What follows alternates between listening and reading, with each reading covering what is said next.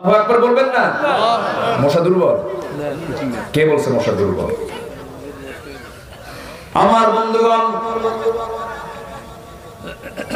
এই মশা আল্লাহ রাব্বুল আলামিন উদাহরণ দিয়েছেন। আল্লাহর কালামগুলো এই জন্য তেলাওয়াত করা দরকার। ইন্নাল্লাহা লা ইস্তাহি আন ইয়াদরিবা মাসালান মা বাউদাতান ফামা ফাওকাহা। আল্লাহ পাক লজ্জা বোধ করেন না এই সমস্ত প্রাণীর উদাহরণ দিতে, কারণ এর মধ্যে অবশ্যই শিক্ষা আছে না নাই? ইউদিল্লু বিহি কাসীরা ওয়া ইয়াহদি বিহি কাসীরা। নাম্বার 1 হলো মশা থেকে আমাদের শিক্ষা নেবার অনেক কিছু আছে। এর মধ্যে 1 নাম্বার শিক্ষা, মশা যখন বেশি খায়, বেশি খাইলে পরে মশার হায়াত কমে না বাড়ে? এই 16 বছর যারা খাইছে, কম খাইছে না বেশি খাইছে? মরছে কি দেরি করে না তাড়াতাড়ি করে?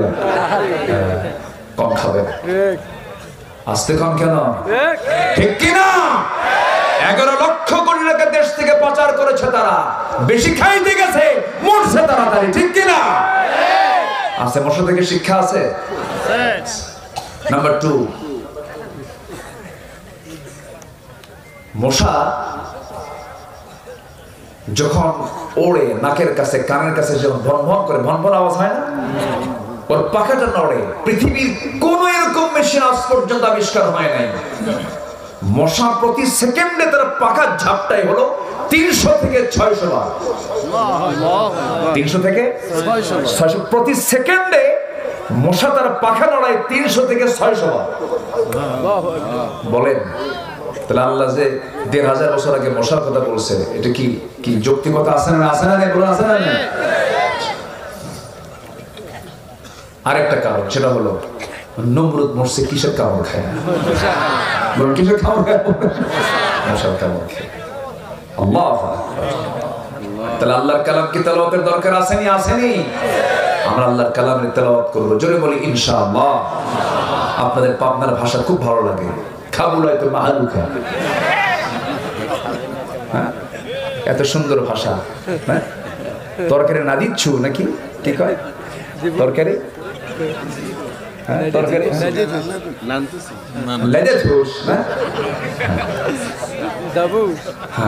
এত সুন্দর ভাষা, ভাষার মধ্যে কিন্তু মজা আছে। বলি আলহামদুলিল্লাহ। পাবনার ভাষা বোঝা যায়, কিন্তু নোয়াখালীর ভাষা আরো বেশি বোঝা যায়। হ্যাঁ, কি সুন্দর করে সব ভাষার মধ্যে মজা খেয়ে দিয়েছেন। বলেন তো মজা খেয়ে দিয়েছেন? আমরা কি আল্লাহর কালাম তেলাওয়াত করব না? জোরে বলি ইনশাআল্লাহ। নামাজে কি লাগে? নামাজে কিসের তেলাওয়াত লাগে? তেলাওয়াত লাগে। তেলাওয়াত ছাড়া কোনো জায়গা নেই। এজন্য কোরআন তেলাওয়াত আগে শিখবো আমরা। জোরে বলি ইনশাআল্লাহ। একটু কান লাগাবেন, একটু মনোযোগ দিয়ে সবাই শুনবেন। এই কালাম তেলাওয়াত করে সাইয়েদনা ওমর ফারুকের মতো মানুষ, যে লোকটা রাসূলকে মারার জন্য গেলেন, কিন্তু মারতে গিয়ে মারতে পারলেন না, হেরে গেলেন। কিসের তেলাওয়াতের কাছে? আল্লাহু আকবার। সাইয়েদনা ওমর ফারুক যখন রাসূলকে মারতে গেছেন তরবারি নিয়ে, আবু জাহেল বলে ফেলল, আমর ইবনে হিশাম বলে ফেলল, কে মারবে? মুহাম্মদ বিন আব্দুল্লাহকে। তরবারি উঁচু করে ওমর ফারুক বললেন, আমি মারবো।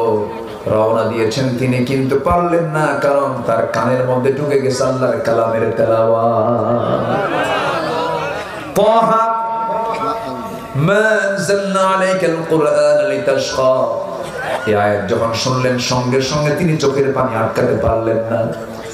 আয়াতগুলো নিয়ে গিয়ে নবীর সামনে দাঁড়ায় চোখের পানি ফেলে ফেলে তরবারি নবীর পায়ের কাছে রেখে দিয়ে বলছে, আল্লাহর নবী, আপনাকে আজকে হত্যা করতাম, কিন্তু পারলাম না, কোরআন তেলাওয়াত আমাকে হারায় দিয়েছে। জোরে বলে সুবহানাল্লাহ। ওমর কি মানুষ হয়ে গেলেন দেখেন, কি ব্যক্তি হয়ে গেলেন তিনি। রাষ্ট্রের তহবিলে কিছু মধু ছিল। রাষ্ট্রের তহবিলে কি ছিল? মধু ছিল। সেই মধুটা রাষ্ট্রের তহবিলে ছিল, তার মধুর প্রয়োজন। তিনি অসুস্থ, মধু তাকে শরীরে প্রয়োগ করতে হবে, মধু নিচ্ছেন না। তিনি বললেন, জনগণ আমাকে যতক্ষণ পর্যন্ত রায় না দেবে, আমার এই মধুটা নেওয়া আমার জন্য হারাম। জনগণ যদি আমাকে জায়েজ বলে দেয় আমি তখন মধুটা আমি নিতে পারবো। আল্লাহু আকবার। আমার বন্ধুগণ, ওমর ফারুক রাদিয়াল্লাহু তাআলা আনহু তার এক ছেলে বাজার থেকে ছোট্ট ঘোড়া কিনে এনেছেন। তিনি ঘোড়াটাকে বড় করে বিক্রি করবেন, মোটা তাজা করে বিক্রি করবেন। তার ছেলে ঘোড়া কিনে আনছে, কিন্তু ঘোড়াটাকে ঘাস খাওয়ায়।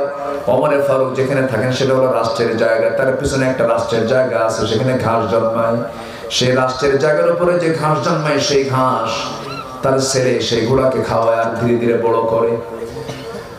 ঘোড়া যখন বড় হয়ে গেল, মোটা তাজাকরণ করার পর ঘোড়া বিক্রি করতে গেছে লাভ করার জন্য, বাজারে বিক্রি হয়ে গেছে। কিন্তু যেদিন বিক্রি হয়েছে সেদিন ওমর ফারুকের বাড়ি থেকে বের হন না, আমার ছেলে আগে আসুক। দরজার মুখে দাঁড়ায় আছেন, সামনে ছেলে যখন দাঁড়ায় আছে, ছেলেকে বলছেন, আমার কলিজার টুকরা সন্তান, ঘোড়া কোথায়? বিক্রি করেছি। কিনছো কত? এত। বিক্রি করছো কত? এত। লাভ হয়েছে কত? এত। এই লভ্যাংশের টাকাটুকু রাষ্ট্রীয় পোশাকের জমা দাও, কারণ ঘোড়া তোমার হতে পারে কিন্তু ঘাস হলো রাষ্ট্রের জায়গা। আরেকটা আস্তে কর সুবহানাল্লাহ। কি কিসের তেলাওয়াত? বলেন কিসের তেলাওয়াত? কোরআনের তেলাওয়াত। ওমর ফারুক রাদিয়াল্লাহু তাআলা একদিন রাষ্ট্রের কিছু মধু পেলেন ভাগে, সেই মধুটা আবার 5 ভাগে ভাগ করে তিনি প্রতিবেশীদের মাঝে সমান করে দিবেন। মধুর বোতলটা নিয়ে এসে বউকে বলছেন, বউ আমার, বেশি দিন কিন্তু আগের কথা নয়, ওমর ফারুক ছিলেন 40টা রাষ্ট্রের তিনি রাষ্ট্রপ্রধান। কয়টা রাষ্ট্র বলেন? 40টা রাষ্ট্রের রাষ্ট্রপ্রধান তিনি। হাতের মধ্যে মধু নিয়ে এসে বউকে বলছেন, বউ আমার, এই মধুর বোতলে 5টা ভাগ করবে, আমাদের একটা অংশ আর বাকি 4টা অংশ প্রতিবেশীর মাঝে বন্টন করবে।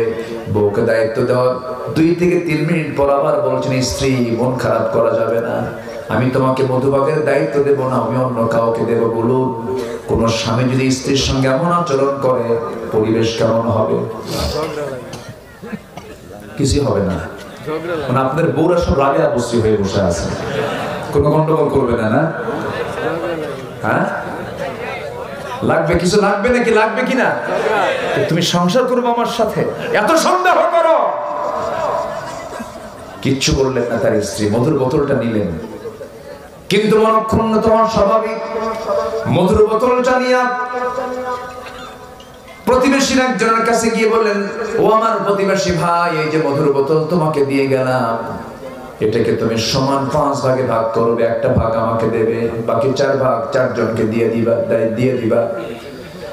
তিনি তার অংশ মধুর বোতল নিয়ে, তার অংশটুকু নিয়ে বউয়ের সামনে এসে বলছে, আমার স্ত্রী, আল্লাহর কসম করে বলি, আমি তোমাকে ভালোবাসি, আমি তোমাকে সন্দেহ করি নাই, আমি তোমাকে ডাউট করি নাই, আমি তোমাকে একটাবারের জন্য সন্দেহ করে আমি তোমার কাছ থেকে মধুর বোতল ফেরত নেই নাই। মধুর বোতলটা ফেরত নেওয়ার উদ্দেশ্য হলো, মধু হলো তরল জিনিস, এটাকে ভাগ করতে গেলে, এটাকে যখন তুমি ভাগ করতে যাবে সেই সময় কিছু মধু তোমার হাতে লেগে যাবে। সেই মধুটা 1 ফোঁটা হোক, 2 ফোঁটা হোক, 3 ফোঁটা হোক, এতটুকু মধু আমাদের ভাগে বেশি আসুক চাই নাই মনে করে মধু ভাগের দায়িত্ব আমরা অন্যের কাঁধে তুলে দিয়েছি। কিসের তেলাওয়াত? বলুন কিসের তেলাওয়াত? কোরআন তেলাওয়াত করলে মানুষ ভালো হয়ে যায়, বলি আলহামদুলিল্লাহ। আমরা কোরআনটাকে বুঝবো নিয়মিত, জোরে বলি ইনশাআল্লাহ। কিন্তু কোরআন তেলাওয়াত হয় আমার দেশে কখন জানেন? মানুষ যখন মরে যায়, যখন মানুষ কি হয়, হুজুর কিছু ভাড়া করে আনো তো, আল্লাহ ঠেকা পড়ছে তোমার ওই ভাড়া করা তেলাওয়াত আল্লাহ কবুল করা। কি কথা কি বুঝতেছেন আপনারা? সারা জীবন আকাম কুকাম করে বেরিয়েছ, কোরআন নাযিল হয়েছে মরা লোকের জন্য, জিন্দা লোকের জন্য। জিন্দা লোকের জন্য কোরআন নাযিল হয়েছে। সম্মানিত ভাইরা, এই কোরআন তেলাওয়াত করেই তো ওমর ভালো হয়েছে। একজন সাহাবী নবীর সামনে বসে বসে কাঁদে। রাসূল বলেন, সাহাবী কাঁদলো কেন? হুজুর, আপনি বলেছেন ইসলাম কবুল করলে সব গুনাহ মাফ হয়, কিন্তু আমার মনে হয় একটা গুনাহ মাফ হয় না। কি গুনাহ? হুজুর, নিজের হাতে নিজের মেয়েকে খুন করেছে। রাসূল বললেন, কেমনে খুন করেছে বলো তো? নবীজি আবার শুনতেন, কেউ কোনো কথা বলা শুরু করলে অনেক লম্বা সময় চুপ থেকে শুনতেন। দেখবেন না সমাজে কিছু লোক আছে শুনতে চায় না, খালি কয়, এরকম আছে না কিছু লোক আছে না? রাসূল এরকম ছিলেন, রাসূল শুনতেন লম্বা সময় নিয়ে। বসো, কি বলতে চাও বলো। আমার নবীজি সামনে থেকে বসায় দিলেন, চোখে তার পানি টলমল করছে, কাঁদতেছেন। রাসূল বলছেন, কেঁদো না সাহাবী, কি হয়েছে বলো। তিনি বলছেন, হুজুর আমি যেদিন থেকে দিন গ্রহণ করেছি সেই দিন থেকে আজ পর্যন্ত কোন রাত আমি ঘুমাতে পারি না। একটা বারের জন্য, একটা রাতের জন্য আমি ঘুমাতে পারি নাই। একটা কারণ, সেটা হলো ইসলাম গ্রহণের পূর্বে কোনোদিন মনে হয় না এমন কিছু, কিন্তু যেদিন থেকে ইসলাম গ্রহণ করেছি সেদিন থেকে রাতের বেলা যখন ঘুমাতে যাই তখন মনে হয় পিছন থেকে আমার সে মেয়েটা ডাকতেছে আব্বা আব্বা বলে। কি করেছে বলো তো? খুঁজো। আমি আমার স্ত্রী গর্ভে যখন সন্তান হলো সেই সময় বললাম বাবার বাড়ি যাওয়ার, সন্তান যদি ছেলে হয় নিয়ে আসবে, মেয়ে হলে জীবন্ত পুঁতে হত্যা করবে। পাঠায় দিলাম।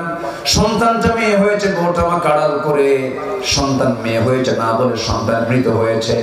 সন্তানটাকে পাশের বাড়িতে রেখে সন্তানকে ধীরে ধীরে আমার আড়ালে বড় করেছে। 6 বছরে দেখি নাই কোনোদিন।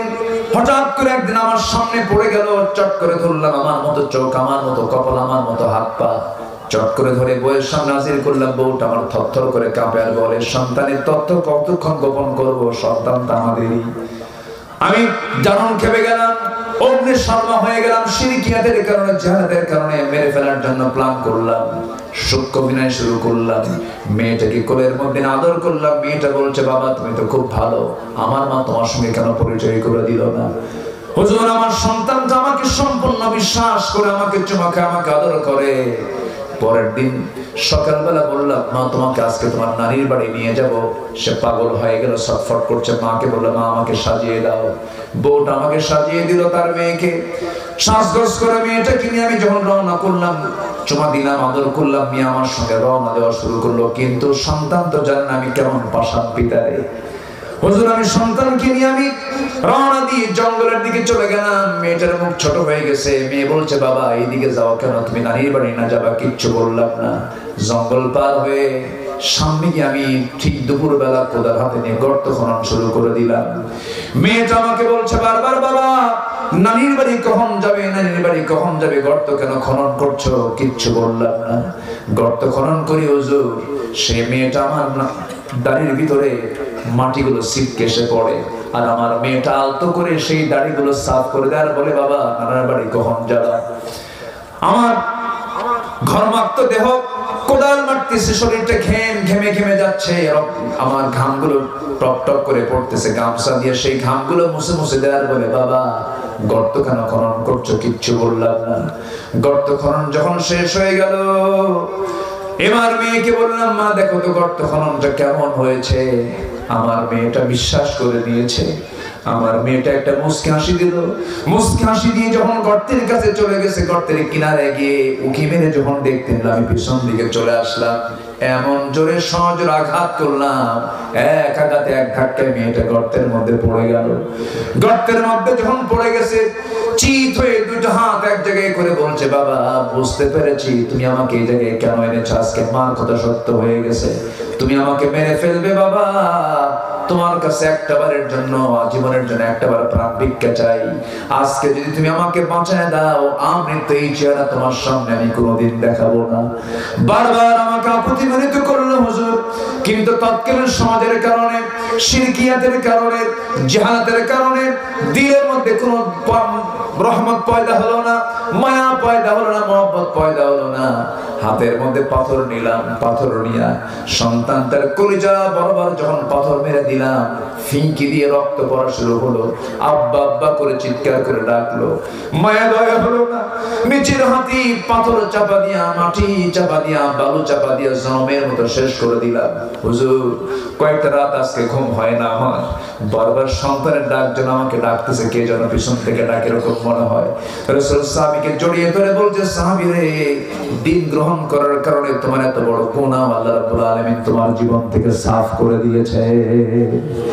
আমার ভাইরে, অসংখ্য মানুষগুলো, যে সমাজের মানুষগুলো নিজের মাকে বিয়ে করত, সৎ মাকে বিয়ে করত, কাবাকে সামনে রেখে চতুর্দিকে তারা উলঙ্গ হয়ে তওয়াফ করত, সেই মানুষগুলো সোনার মানুষের রূপ নিলেন। আবু বকর তৈরি হলো, ওমর তৈরি হলো, আলী তৈরি হলো, ওসমান তৈরি হলো। এই যে জগৎধন্য মানুষগুলো সেই সমাজ থেকে বের করে টেনে এনেছেন কিসের তেলাওয়াত দিয়া? ইয়াতলু আলাইহিম আয়াতিহি, কি ওয়া ইউযাক্কিহিম ওয়া ইউআল্লিমুহুমুল কিতাব ওয়াল হিকমাহ। জোরে বলি আল্লাহু আকবার। এক নাম্বার তেলাওয়াত। এক নাম্বার কি? তেলাওয়াত। কয়টা কাছে লস নাই? চলতেছে কয় নাম্বার? এক নাম্বার। এই এক নাম্বার টেন নিয়ে অন্তত 2 দিন আরো বহু কথা ছিল, এখন তো সময় নাই। ঘুরে দেখবো না? আচ্ছা দেখলাম না, আসেন দোয়া করি। খুবই সুন্দর বলি আলহামদুলিল্লাহ। শীত কি একটু বেশি পড়ছে না? শীত এর চেয়েও বেশি ছিল, এর চেয়েও বেশি ছিল, আজকে কম।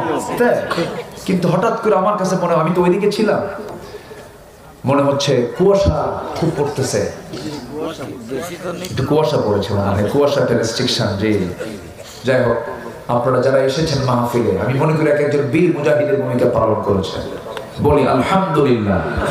তবে সবাইকে কোরআন তেলাওয়াত করতে রাজি আছেন? নামাজ বাদ দিয়া? হ্যাঁ, নামাজে তেলাওয়াত আছে না নাই? 5 ওয়াক্ত নামাজ পড়বেন কারা কারা, একটু হাত তুলে দেখান দেখি। জোরে বলি ইয়া আল্লাহ, আরো জোরে ইয়া আল্লাহ।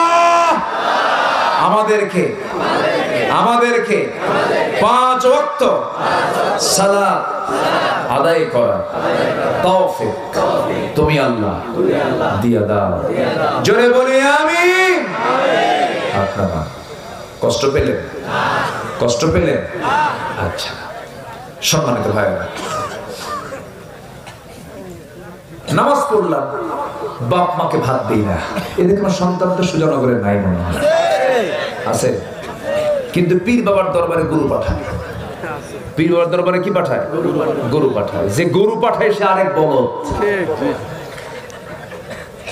যে ছাগল পাঠায় সে আরেক রাম ছাগল, আছে না নাই? আচ্ছা, বাবার দরবারে গিয়ে সেজদা মারে, বাবা বাঁচাও। ওই বাবা বাদ দিয়া তোমার বাপকে বলো, আব্বা তুমি আমার জন্য দোয়া করো, একদম আর শাসিনী দোয়া পৌঁছে যাবে। জোরে বলি সুবহানাল্লাহ। ভাইজানের তো আব্বা নাই না? না, বাবা মা দুইজনই নাই। আহা, ইনশাআল্লাহ তাদের দোয়া আমাদের প্রতি। আপনি সবার বড় না? না, আমার 2 ভাই বড় আছে। আপনারও বড় আছে? 2 ভাই। মাশাআল্লাহ। সাদত ভাই সবার ছোট? সাদত ছোট। আচ্ছা জি, আলহামদুলিল্লাহ। আল্লাহ তুমি এই পরিবারকে দ্বীনের জন্য কবুল করে দাও। আমিন। বহু ধনী তো আছে দেশে, আমরা তো গোটা দেশে যাই। গতকালকে ছিল হলো ওই যে হারামাইন গ্রুপের যিনি চেয়ারম্যান মাহতাবুর রহমান, তার বন্ধু আব্দুল করিম এনআরবির চেয়ারম্যান, তাদের প্রোগ্রাম গতকালকে সিলেটে, সিলেট বিভাগের সবচেয়ে বড় মাহফিল গতকালকে ছিল। তো অনেক দেশের তো অনেকের সাথেই দেখা হয়, পরিচয় হয়। কত বড় বড় বড় গ্রুপ অফ ইন্ডাস্ট্রিজের মালিক তারা, কিন্তু দিনের ব্যাপারে তাদের আগ্রহ কম। আজকে যদি ধনীরা যদি দিনের দিকে ঝুঁকে পড়তো, দেশ আজকে অপসংস্কৃতির আগ্রাসনের শিকার হতো না।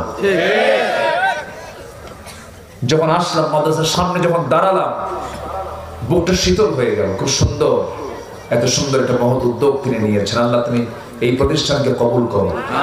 জোরে বলি আল্লাহুম্মা আমিন। সকল সম্পদ যেন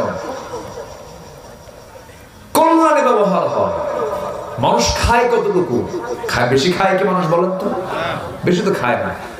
সম্পদ যেন কল্যাণে আসে, সম্পদ যেন কাজে আসে, আল্লাহ পাক সেই তৌফিক সবাইকে দান করুন। জোরে বলি আমিন। রাসূল কালকে হাদিসটা বলেছেন, রাসূল বলেন, আমার কাছে যদি উহুদ পাহাড় পরিমাণ যদি সম্পদ আসতো, আমি 3 দিনও রাখতাম না, 3 দিনের মধ্যে এগুলো সব খরচ করতাম, মানবতা করলাম। আল্লাহু আকবার বলেন। রাসূল তো রাখেন নাই। মক্কার সবচেয়ে ধনী তিনি ছিলেন, খাদিজাকে বিয়ে করলেন, সবচেয়ে ধনী হলেন মক্কার রাসূল মুহাম্মদ সাল্লাল্লাহু আলাইহি ওয়াসাল্লাম। সব দিয়ে 3 মাস পর্যন্ত না খাওয়া। কয় মাস? 3 মাস। চুলে আগুনে জ্বলে নাই। বিশ্বনবীর ঘরে, বিশ্বনবীর ঘরে। আল্লাহু আকবার বলেন। এই যে সম্পদটাকে কাজে লাগাবো কার পথে? আল্লাহর পথে। আল্লাহ কবুল করুন। জোরে বলি আল্লাহুম্মা আমিন। বাপ মাকে ভাত দেওয়ার দরকার আছে না নাই? শুধু ভাত দিলেই হবে নাকি সেবা করা দরকার? একটা প্রশ্ন করি, মা বড় না বউ বড়? হ্যাঁ, ভালো করে কর। মা বড় না বউ বড়? মাহফিলে মা বড়, বাড়িতে বউ বড়। ঠিক কইছে, ঠিক। তাই তো মাহফিলে আসলে মার জন্য খুব দোয়া করে, কিন্তু বাড়িতে গেলে বউ মহাজন হয়ে যায়। আসতে কম কেন?